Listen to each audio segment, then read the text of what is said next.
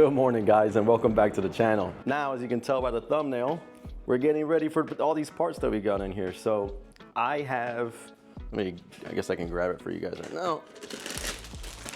I have the HPS Charge Pipe kit, and this is what we're gonna be focusing on today. From what I've seen, you gotta disassemble pretty much everything on the front end of this car, which means we have to take off the bumper. I need to get off the intake. I need to take out the battery, and that will give me play and space to get to the charge pipe kit. I'm gonna get the car jacked up, get it ready, and then we'll see if there's time, I guess, for any other parts that I can put on. But I estimate that this is probably gonna take me at least, I don't know, like 2 hours, give or take. So let's just get to the car jacked up, get everything prepped, and then we can start working on it, all right? The car's all jacked up. I didn't want to take you through that process because I really don't need to see that, right? Here's the motor as it stands right now. Obviously, all of this changes in these next couple episodes with you guys. Next part of this is going to be taking out everything. I'm debating on how I want to really do this right now. We have to take out the intake battery, the post where the battery sits on, and that gives me the clearance, right, as I mentioned earlier. My only thing is, I'm here already, so I'm kind of of the mindset, if I'm here, do it all. We'll see how this goes, but I'm gonna start taking things out so we get the show on the road, kind of. So let's dive right in.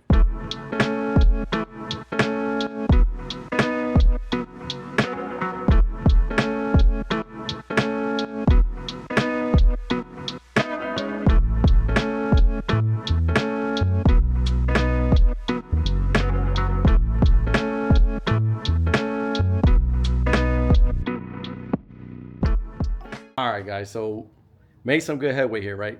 I'm gonna pan it so you guys can see it, but we finally got that dreaded front bumper off. I still have to take off the intercooler once again to get to the actual piping. I'm probably gonna do that here shortly, but at least now I'm gonna start making my way through the motor, getting everything that we need to get out of there, so that way I can start putting on the new piping.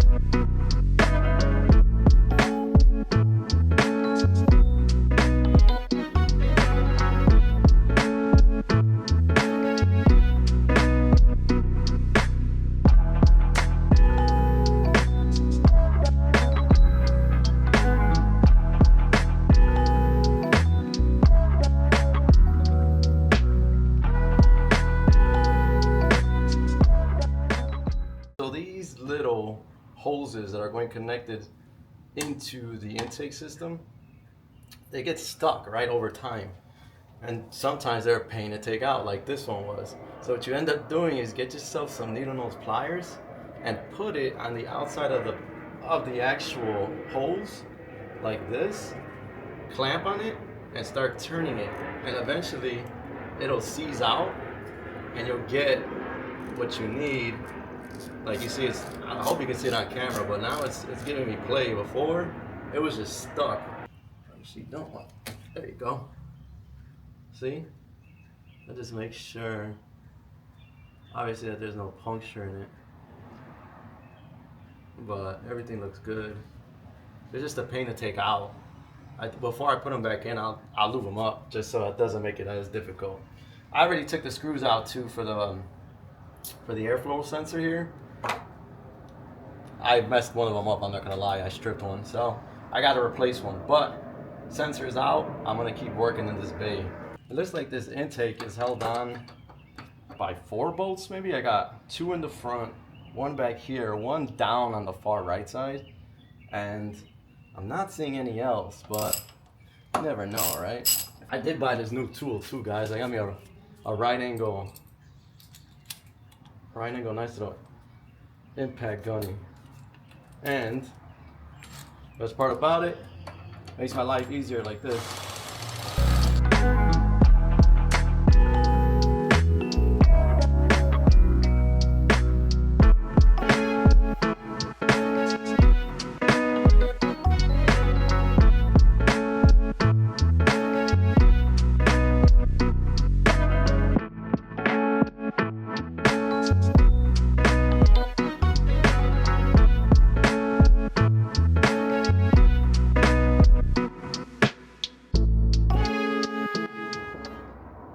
you guys can see here, we got the intake out, we got the battery out, and now what I'm working on is gonna be this tray right here at the very bottom. Check it out, guys. See if you like my lighting setup. My iPhone that lights up where I need to look. You gotta love it sometimes.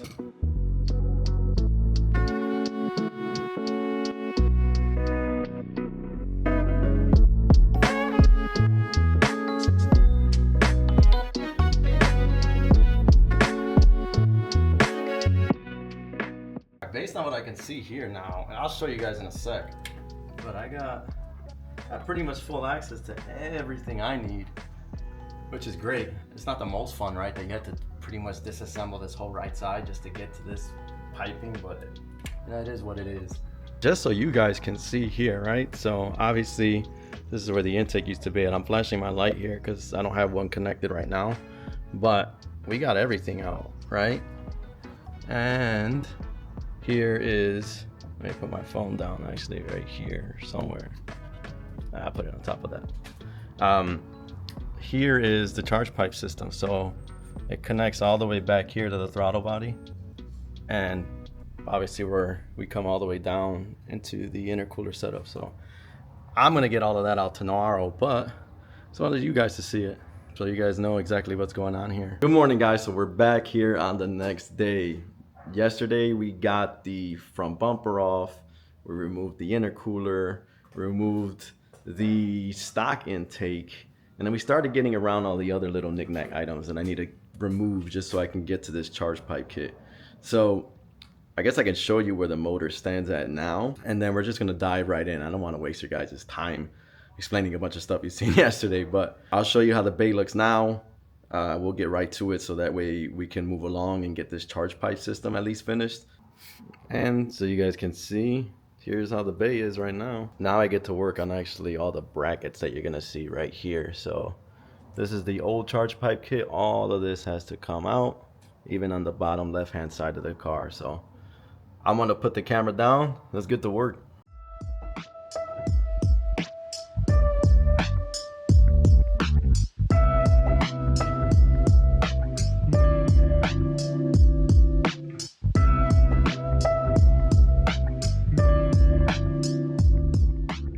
Got everything off, right? I have all the new parts laying on the floor, but I wanted to show you guys this because I took off the engine cover, and we know, right, Acura, luxury brand of Honda, but it's just so funny when you see this. So I take off the engine cover that says Acura on it, right? I mean, I'll show you guys. Look, engine cover that says Acura, but then when you go look at the motor, you guys notice anything? Honda. So it's, I don't know. I just thought that was pretty funny, trippy. But the new parts are actually really, really nice. And I know we showed them in the unveiling, but I mean, they're really, really slick. I'm just going over the instructions right now, just to make sure I get the right pieces in the right places with the right couplers. So I'm reviewing the instructions, making sure we get it all correct. Then we're gonna go start installing this, and then we can start piecing it all back together. But the instructions do call out for this one piece here. So if you can see, you see this bracket right here, this apparently has to come out from what the instructions say. So I'm looking at it one more time, but based on what I'm seeing, that guy's got to come out.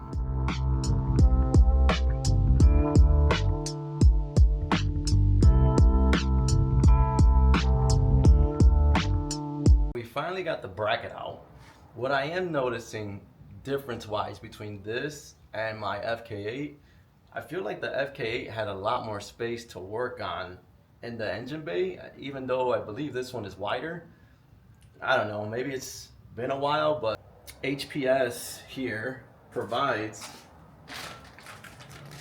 a new bracket, so I gotta seemingly get this one in here, or open it, then get it in there and see what I gotta do. So let's see what the instructions say, then we'll get back. So we got the bracket in, and the directions say just use the hardware that we removed from the original one. So that's what your boy's gonna do.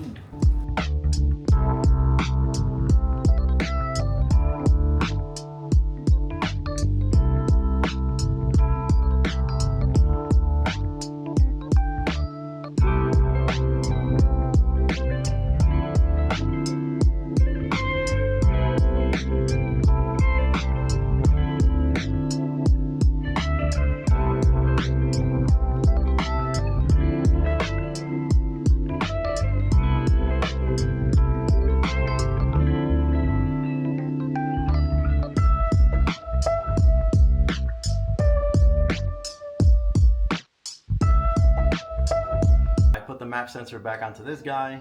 It included, it was like a, what is this, M12, M16 bolt, and then the actual new threading for it.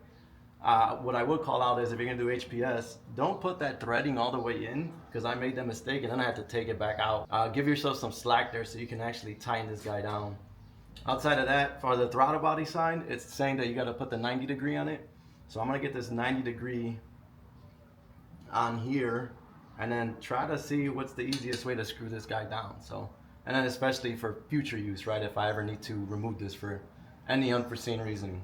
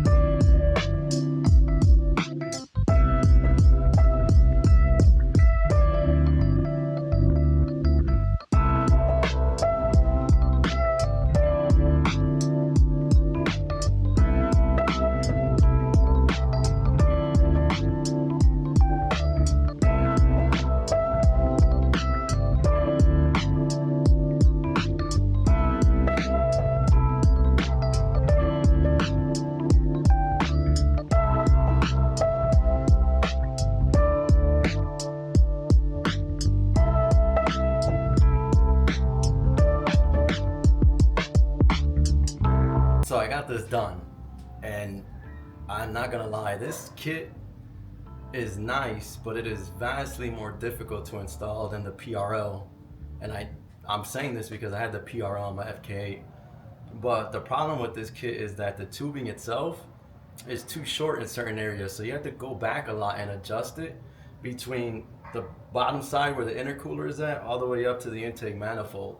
So while you think you got to push it all the way in, you don't have the flexibility to, because the piping is too short. So you got to pull it out, readjust, pull it out, readjust, just so you can get it all connected. My only fear with that is that this thing flies off. I tightened it really, really good, but I think that HPS needs to extend their tubing so that way it fits how I feel it should, or at least to leave you consciously knowing that it's all the way in.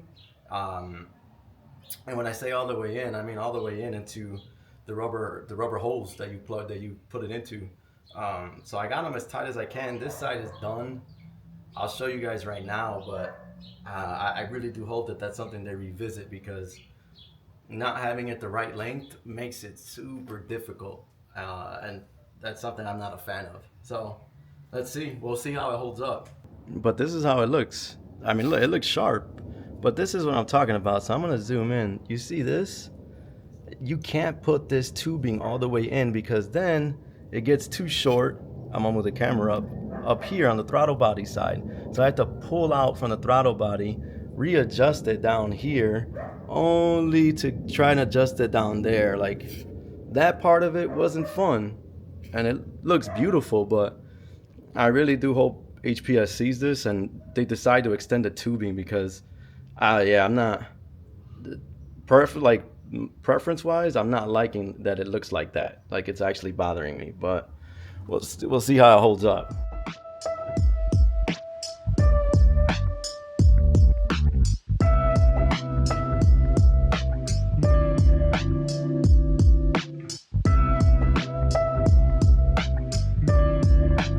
All right, guys, so this side is done too. The hot side is officially done.